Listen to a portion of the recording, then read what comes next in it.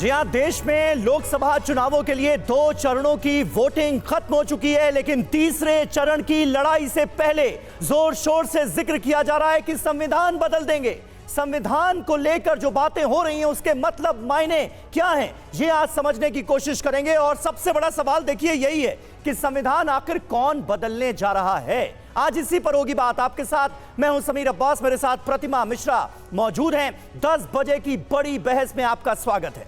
तीसरे चरण के रण में संविधान पर घमासान मचा हुआ है। सवाल है कि अचानक संविधान बदलने की बात क्यों होने लगी है, और अगर देश का संविधान बदलने वाला है तो सवाल है कि संविधान कौन बदलने जा रहा है। जी हां, सत्ता और विपक्ष के बीच इसी मुद्दे पर जुबानी जंग चल रही है। राहुल गांधी ने चुनावी रैली में संविधान की प्रति दिखाकर प्रधानमंत्री पर गंभीर आरोप लगाए हैं। बीजेपी और संघ को घेरा है तो प्रधानमंत्री ने भी अपनी ही अंदाज में विपक्ष को जवाब भी दिया। जी हां, और इसी से जुड़ी पहली बड़ी खबर ये रही आपके सामने। कांग्रेस और विपक्ष को प्रधानमंत्री का जवाब। संविधान बदलने पर झूठ फैला रहा है विपक्ष। बहुमत के बावजूद ये रास्ता हमें मंजूर नहीं, ये कह दिया है प्रधानमंत्री मोदी ने। यानी तमाम जो आरोप ऑपोजिशन के लीडरान की तरफ से लगाए गए उसका जवाब दिया है पीएम मोदी ने। कहा है संविधान को कोई बदल नहीं सकता। सुनिए पीएम का बयान। साथियों, दशकों तक कांग्रेस ने एससी, एसटी, ओबीसी के साथ जिस तरह से विश्वासघात किया, उससे ये सभी कांग्रेस और इंडिया गाड़ी से पूरी तरह छिटक चुके हैं। इस वजह से कांग्रेस और इंडिया गाड़ी वाले बुरी तरह बौखला गए हैं।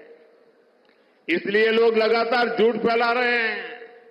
संविधान बदल देंगे, आरक्षण खत्म कर देंगे। मैं पहले ही कह चुका हूं कि अगर आज खुद बाबा साहब आंबेडकर चाहे तो बाबा साहब आंबेडकर भी आरक्षण खत्म नहीं कर सकते हैं। मोदी का तो सवाल ही नहीं उठता है। और अगर हमारी सरकार की नीयत उसमें कहीं पर भी खोट होती, मेरा 5 साल का रिकॉर्ड देख लीजिए। 5 साल में भी 2019 से 2024 आज भी मोदी के पास जितने वोट चाहिए है, लेकिन ये रास्ता हमें मंजूर नहीं है। सैकड़ों सालों के साथ जिनको अन्याय हुआ, हमारे पूर्वजों ने पाप किए होंगे, मेरे लिए ये प्रायश्चित का अवसर है। और इसलिए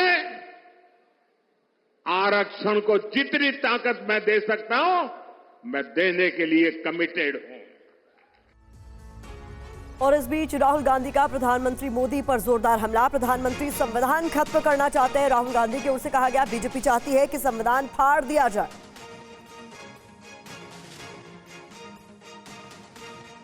जो हमारा कॉन्स्टिट्यूशन है, जो संविधान है,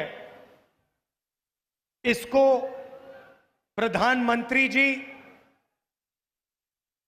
बीजेपी के नेता, आरएसएस के लोग खत्म करना चाहते हैं, बदलना चाहते हैं। एक तरफ वो कॉन्स्टिट्यूशन को खत्म करने में लगे हैं और दूसरी तरफ कांग्रेस पार्टी इसको बचाने की कोशिश कर रही है। ये गरीबों को अधिकार देता है, ये गरीबों की रक्षा करता है, प्रोटेक्शन देता है, उनके भविष्य की देखभाल करता है और देश में उनकी आवाज और उनका जो जीने का तरीका है उसकी रक्षा करता है। बीजेपी चाहती है कि इसे फाड़ के फेंक दिया जाए और राज 20-25 लोग अरबपति करें।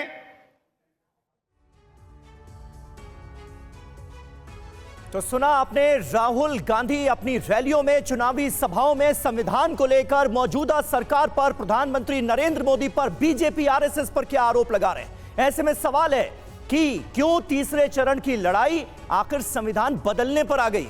संविधान खत्म, आरक्षण खत्म, ये डर ऑपोजिशन की तरफ से क्यों दिखाया जा रहा है, इंडिया गठबंधन की तरफ से क्यों दिखाया जा रहा है। मोदी के तीसरे कार्यकाल में संविधान बदलने की बात का, इन तमाम आरोपों का आखिर आधार क्या है। सवाल यह भी पूछा जा रहा है कि क्या संविधान में संशोधन करना इतना आसान है जिस तरीके के दावे लगातार किए जा रहे हैं पॉलिटिकल पार्टीज की तरफ से। सवाल यह भी कि क्या 400 प्लस सीटें मिल जाए तो कोई पार्टी संविधान में संशोधन कर सकती है, और इसी पर आज हम बहस भी करने जा रहे हैं। जी हाँ, हमारे साथ तमाम खास मेहमानों का एक पैनल इस वक्त मौजूद है, उनसे आपका तारुफ करा दें। धनंजय गिरी हमारे साथ मौजूद हैं, प्रवक्ता भारतीय जनता पार्टी। डॉक्टर टीना कर्मवीर हमारे साथ मौजूद हैं, प्रवक्ता हैं कांग्रेस पार्टी की।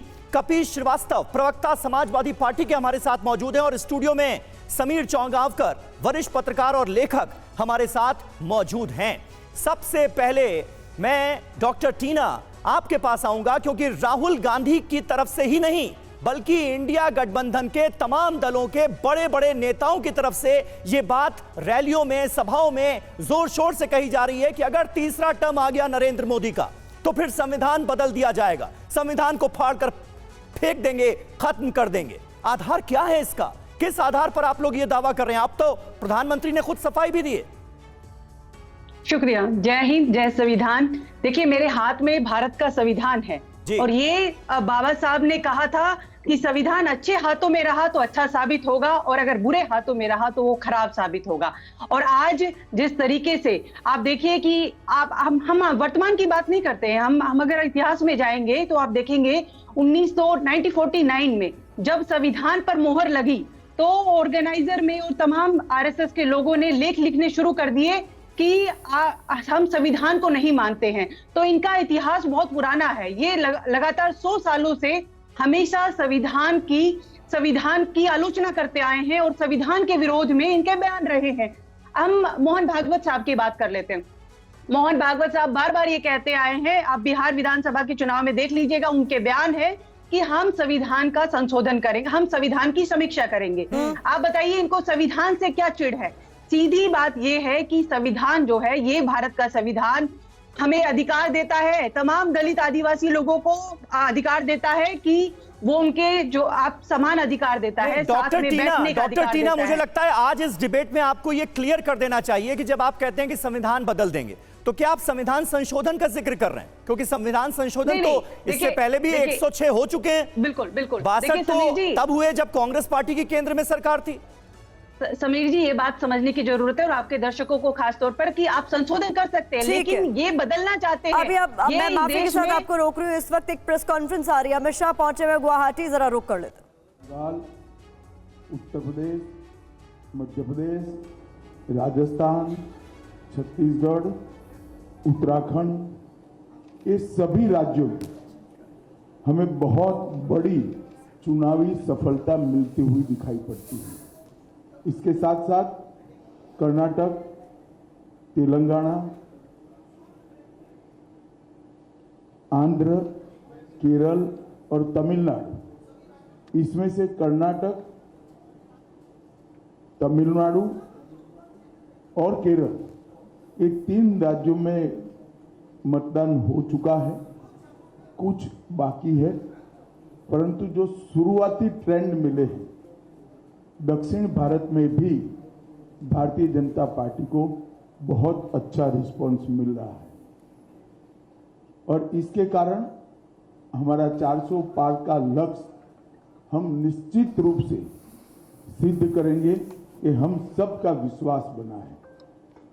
मित्रों, आप जैसे जानते हैं कुछ दिन से कांग्रेस पार्टी ने हमारे 400 पार के लक्ष्य को ट्विस्ट करना शुरू किया है। उन्होंने एक प्रकार से 400 पार के लक्ष्य को संविधान बदलने के लिए ये लक्ष्य है और दूसरा एक अपप्रचार कर रहे हैं कि भारतीय जनता पार्टी 400 पार करने के बाद आरक्षण को समाप्त कर दिया। ये दोनों चीजें निराधार और तथ्यहीन है।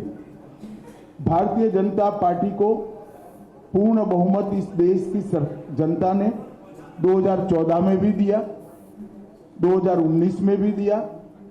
हम 10 साल से पूर्ण बहुमत के साथ की सरकार चला रहे हैं। हमने पूर्ण बहुमत का उपयोग कांग्रेस की तरह इमरजेंसी डालकर लोकतंत्र का गला घोंटने में नहीं किया।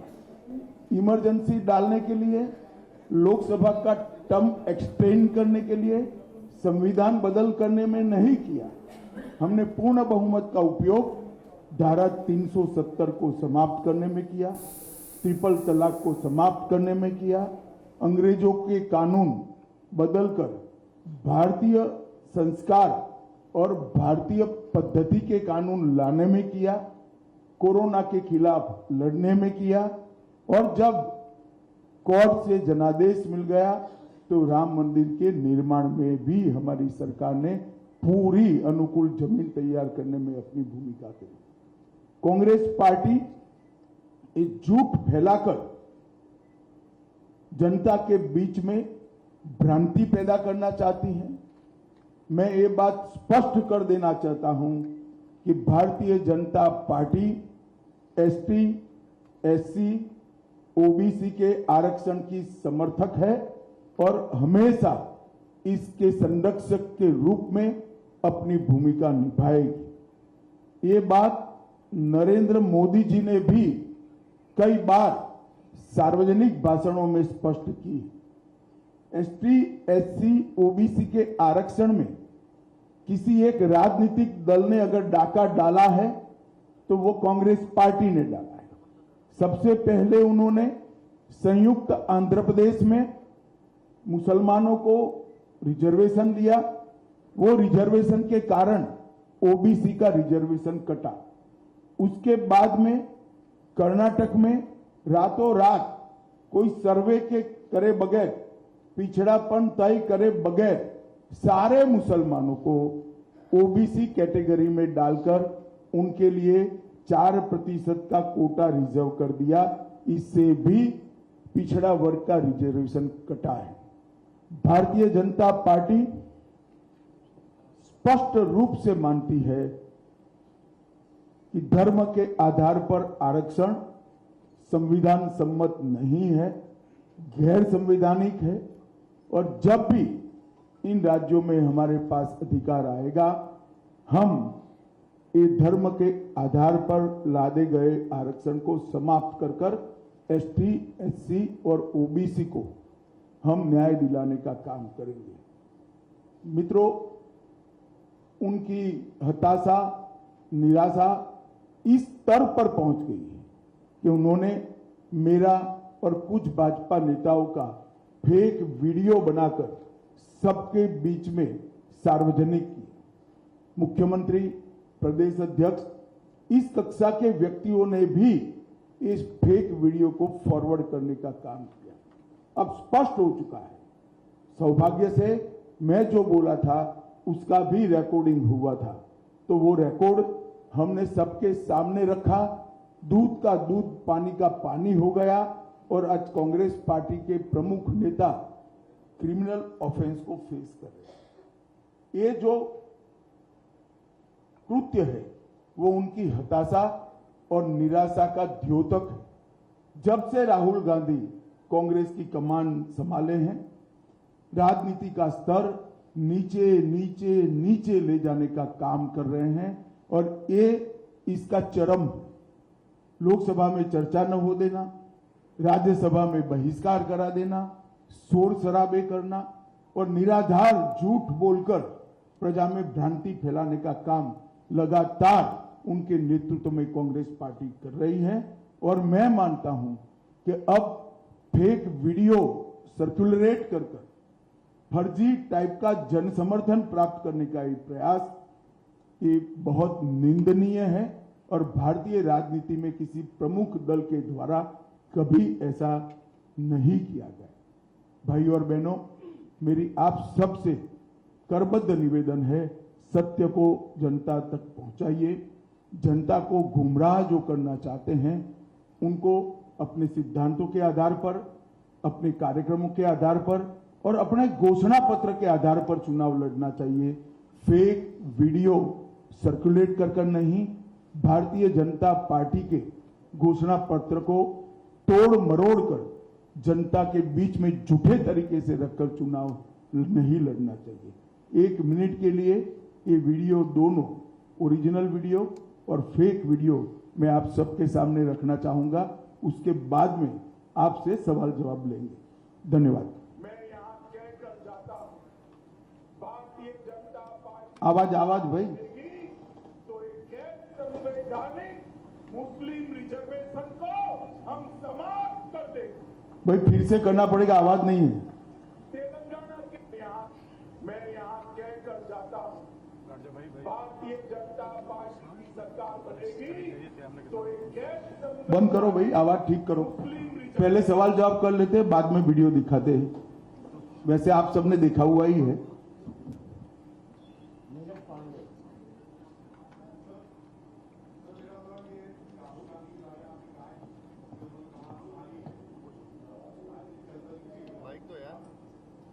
आपने चुनी कहा कि जब से राहुल गांधी ने कांग्रेस की कमान संभाली है तो राजनीति का स्तर नीचे गिरता गया है।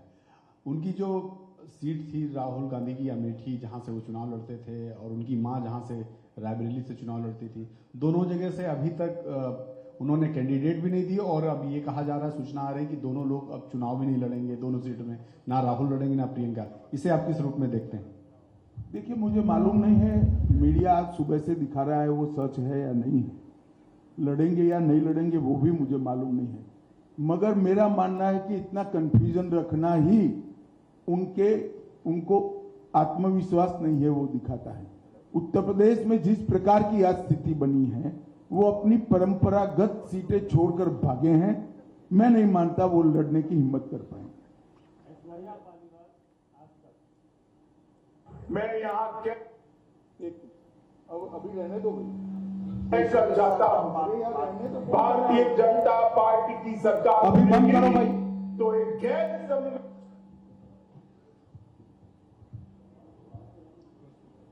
जी। अमित जी, कांग्रेस ने कहा है कि वो मुस्लिम पर्सनल लॉ बोर्ड को रिस्टोर करेगी अपने मैनिफेस्टो में। देखिए, कांग्रेस पार्टी शुरुआत से अपीसमेंट की पॉलिटिक्स कर कर अपना बचा खुचा जनाधार संभालना चाहती है, बचाना चाहती है, समेटना चाहती है। पर्सनल लॉ हमारी संविधान सभा ने देश के विधानमंडलों और देश की संसद को आदेश किया था कि जब भी अनुकूलता खड़ी हो, इस देश में यूसीसी यूनिफॉर्म सिविल कोड लाया जाए। संविधान सभा में ज्यादातर सदस्य कांग्रेस के ही थे, वहीं यह निर्णय हुआ था, क्योंकि किसी भी पंथ निरपेक्ष देश के लिए धर्म के आधार पर कानून ठीक नहीं है। फिर भी आज ये जानते हुए भी संविधान के स्पिरिट से बिल्कुल उल्टा कांग्रेस ने अपने घोषणा पत्र में पर्सनल लॉ को लाने की बात करी है। भारतीय जनता पार्टी इसकी निंदा करती है। हमने हमारे घोषणा पत्र में कहा है कि हम ये प्रयास करेंगे कि पूरे देश भर में यूसीसी लागू किया जाए और हर धर्म के नागरिकों के लिए इस देश में एक ही कानून हो।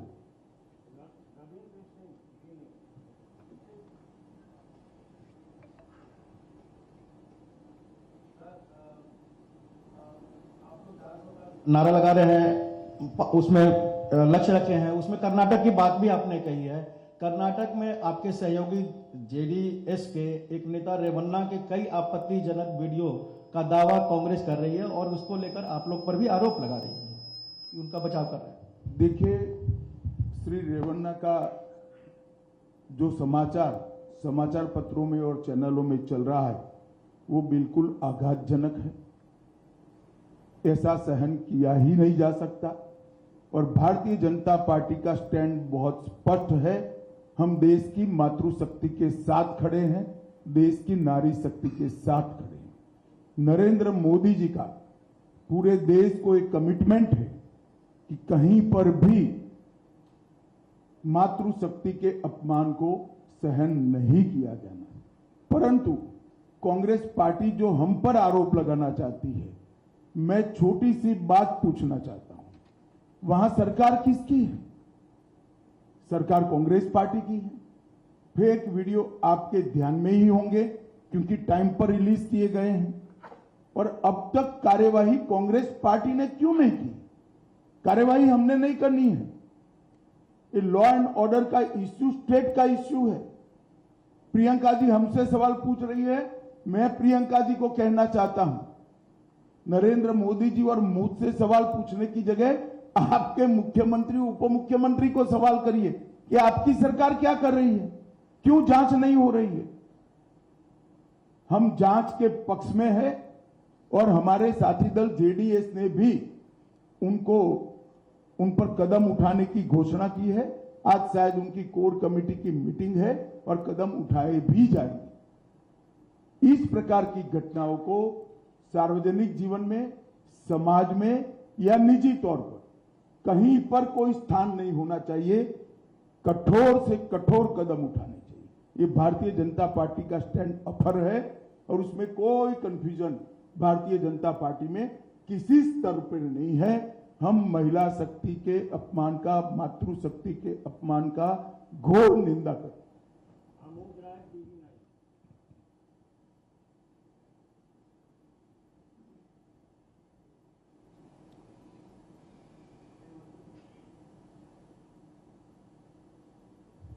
गृह मंत्री जी, एक कांग्रेस में खास जो सिविल कांग्रेस मैनिफेस्टो में एक बात उठाई गई है कि जो सिविल कॉन्ट्रैक्ट्स है उसमें भी मुस्लिमों को के लिए स्थान दिया जाएगा, प्रायोरिटी दी जाएगी। इसको लेकर क्या कहेंगे? देखिए, मुझे लगता है कि कांग्रेस पार्टी जीतने के डेस्परेशन के अंदर सामान्य विवेक भी खो चुकी है। जो कॉन्ट्रैक्ट वो तो कौन फर्स्ट लोएस्ट है, सेकंड लोएस्ट है, इसके आधार पर तय करना चाहिए। किसका काम करने का अनुभव है, नहीं है, इसके आधार पर तय करना चाहिए।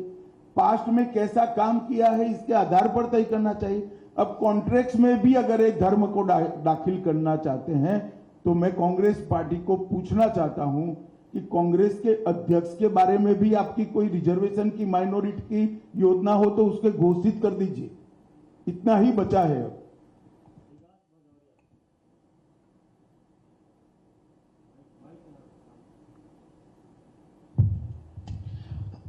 अमित जी, मेरा सवाल ये है कि प्रधानमंत्री बार बार ये कह रहे हैं कि 100 दिनों के अंदर वो एक बड़े फैसले लेने वाले हैं। उनकी सरकार कई बड़े फैसले। विकास जी, 100 दिन होंगे, मालूम पड़ जाएगा। हम ही जीत कर आने वाले। थोड़ी क्यूरियोसिटी को शांत करें।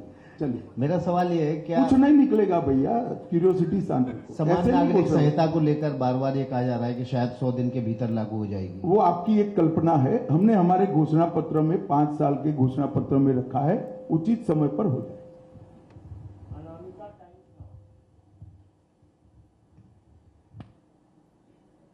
राहुल गांधी बोल रहे हैं कि एक्सरे की बात चल रहा है देश में, जिससे दूध का दूध और पानी का पानी हो जाएगा। इसमें क्या विचार है आपकी? देखिए, राहुल जी कुछ भी बोल सकते हैं, कुछ भी कर सकते हैं। गनीमत है कि उनको करने का मौका जनता नहीं देती है और इस बार भी नहीं मिलने वाला है। धन्यवाद। अब शायद वीडियो ठीक से प्ले हो पाए। मैं यहाँ कहकर जाता हूँ, भारतीय जनता पार्टी की सरकार बनेगी तो एक गैर संवैधानिक मुस्लिम रिजर्वेशन को हम समाप्त कर देंगे। ये अधिकार तेलंगाना के एससी, एसटी और ओबीसी का है, वो अधिकार उनको मिलेगा और मुस्लिम रिजर्वेशन को हम समाप्त कर देंगे।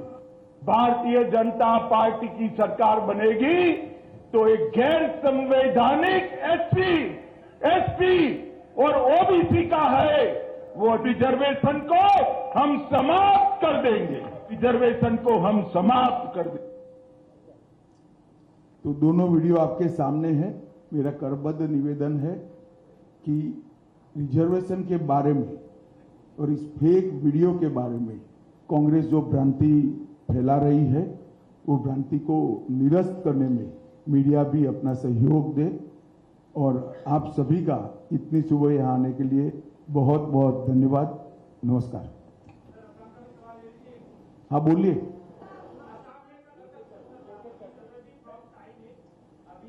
फ्रॉम टाइम है सर। असम में चुनाव अभी 2 चरण का खत्म हुआ है, तीसरे चरण चलेगा।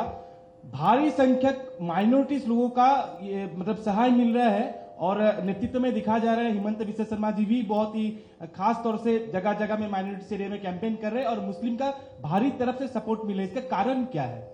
देखिए, हम कभी वोटर को माइनॉरिटी मेजोरिटी की दृष्टि से नहीं देखते। हर व्यक्ति भारत का नागरिक है, उसको इसी तरह से ट्रीट करना चाहिए। परंतु मैं इतना जरूर कह देता हूं, आसाम में हम कम से कम 12 सीट जीतेंगे, ये तय है। हमारी पार्टी इसके लिए विश्वास व्यक्त करती है। कम से कम 12 से आगे भी जा सकते। सर, असम की कई कंस्टिट्यूएंसी में आपने भी प्रसार में भाग लिया, कैसा देख रहे हैं आपके हिसाब से? बहुत अच्छा एटमॉस्फेयर है यहाँ। जो शांति मोदी जी प्रधानमंत्री बनने के बाद प्रस्तापित हुई है, जो विकास का वातावरण मिल रहा है, सेमीकंडक्टर के इन्वेस्टमेंट को यहाँ आने से यहाँ के यूथ में काफी उत्साह है। हेमंत विश्व शर्मा जी ने पूरे आसाम में मोदी जी की सारी योजनाओं को नीचे तक पहुंचाया है। ढेर सारे भूमि कब्जा के केसों को रिजॉल्व किया है और आज आसाम की जनता इसके कारण पूरी तरह भारतीय जनता पार्टी के साथ है। और आसाम में हम गत समय की हमारी सीटों में भी बढ़ोतरी करेंगे। हम कम से कम 12 सीट जीतेंगे, 12 से आगे भी जा सकते हैं। अमित भाई, आप लगातार प्रचार में जा रहे हैं और आपकी पार्टी लगातार कह रही कि कांग्रेस है, अपीसमेंट करे। आपने उसके मैनिफेस्टो को भी जिक्र किया, पर विपक्ष के कई नेताओं का यह कहना है कि आप भी तो राम के नाम पे वोट मांग रहे हैं। हमने राम पे नाम पर कभी वोट नहीं मांगा। हमने हमारे समय में राम मंदिर बना वो बता रहे हैं और उन्होंने प्राण प्रतिष्ठा के कार्यक्रम का बहिष्कार किया माइनॉरिटी वोट के डर से, वो बता रहे हैं।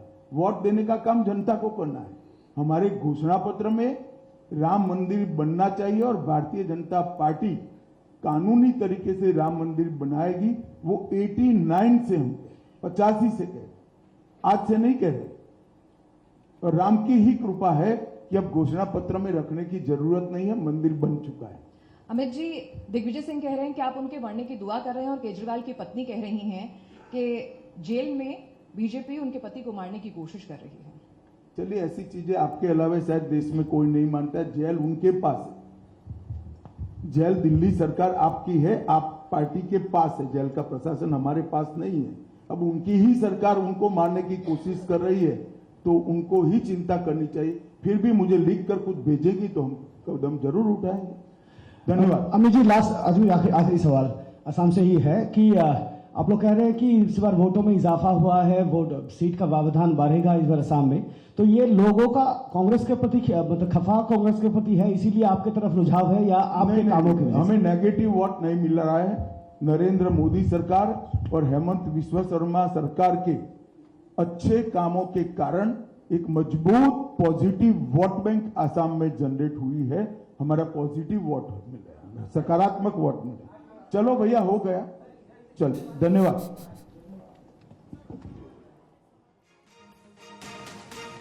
तो गृह मंत्री अमित शाह को आप सुन रहे थे, जिनकी तरफ से साफ तौर पर कहा गया कि विपक्ष निराधार और तथ्यहीन बातें कर रहा है। अमेठी पर भी उनसे सवाल पूछा गया जिसमें उनकी तरफ से कहा गया परंपरागत सीट छोड़कर भागे राहुल गांधी और वो बहुत ज्यादा कंफ्यूजन में नजर आ रहे हैं। तो अमेठी पर राहुल कंफ्यूजन में नजर आ रहा है, ये बातें उनकी तरफ से कही गई। और बहुत महत्वपूर्ण बात संविधान को लेकर आरक्षण की तरफ से की गई है। संविधान बदल देंगे अगर तीसरी बार सत्ता में आए, तो इन आरोपों का भी जवाब दिया गया है। आरक्षण को लेकर जिस तरह से ऑपोजिशन की तरफ से, खास करके कांग्रेस पार्टी की तरफ से झूठ फैलाया जा रहा है, फेक वीडियो बनाकर फैलाया जा रहा है, उसका जिक्र किया है अमित शाह ने। और दोनों वीडियोस, ओरिजिनल वीडियो और फेक वीडियो दिखाया गया। समीर चौगांवकर जी, ये क्लैरिटी, ये क्लैरिफिकेशन जरूरी हो गया था क्या? खुद गृह मंत्री अमित शाह ने आकर बताया है कि किस तरह से उनके बयान का एक फेक वीडियो जारी करके झूठ फैलाया जा रहा है।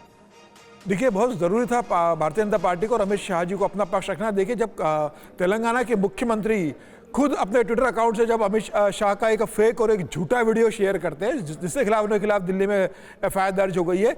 मुझे लगता है ये बताना जरूरी था कि देश के अंदर SC ST और OBC के भी ये संदेश जाए कि अमित शाह जी ने क्या कहा था, और आज उन्होंने अपनी पत्रकार वार्ता में सारे प्रश्नों का जवाब दिया और उन्होंने वो वीडियो भी दिखाया कि उन्होंने क्या कहा था। कांग्रेस सत्ता के लिए जिस तरीके से प्रधानमंत्री मोदी की बातों का, अमित शाह के दिए गए बयान का तोड़ मरोड़ को पेश कर रही है और ये बताने की कोशिश कर रही है कि तीसरी बार अगर मोदी सरकार आती है तो संविधान को खतरा होगा, ये संविधान बदल देंगे। मुझे लग रहा है इस भ्रम के खिलाफ, इस झूठ के खिलाफ भारतीय जनता पार्टी लगातार देश की जनता को अवगत करा रही है और अमित शाह जी ने आज बताने का काम किया है कि ऐसा नहीं है, हमारे पास पूर्ण बहुमत की सरकार 10 साल से, अगर हम ये करना चाहते तो 10 साल में हम ये कर देते। मोहन भागवत के ऊपर भी आरोप लग रहा था कि संघ भी ये चाहता है। मोहन भागवत जी ने बहुत कल स्पष्टीकरण दे दिया है कि संघ संविधान सम्मत आरक्षण के पक्ष में है और संघ कभी नहीं चाहेगा कि आरक्षण खत्म हो। संघ के बारे में गलत बातें फैलाने में, भ्रामक बातें फैलाने में, झूठ बोलने की कार्रवाई न की जाए। कल संघ प्रमुख का भी का बयान आ चुका है। बिल्कुल, मुझे लगता है इसके बाद अब ये देश की जनता को समझ लेना चाहिए कि सोशल मीडिया पर किस तरीके से झूठ फैलाया जा रहा है। वो किसी भी तरह कहा यह गया कि गैर संवैधानिक धर्म आधारित आरक्षण को खत्म कर देंगे और वो वीडियो एडिट करके बना दिया जाता है कि SC ST OBC का आरक्षण खत्म कर देंगे।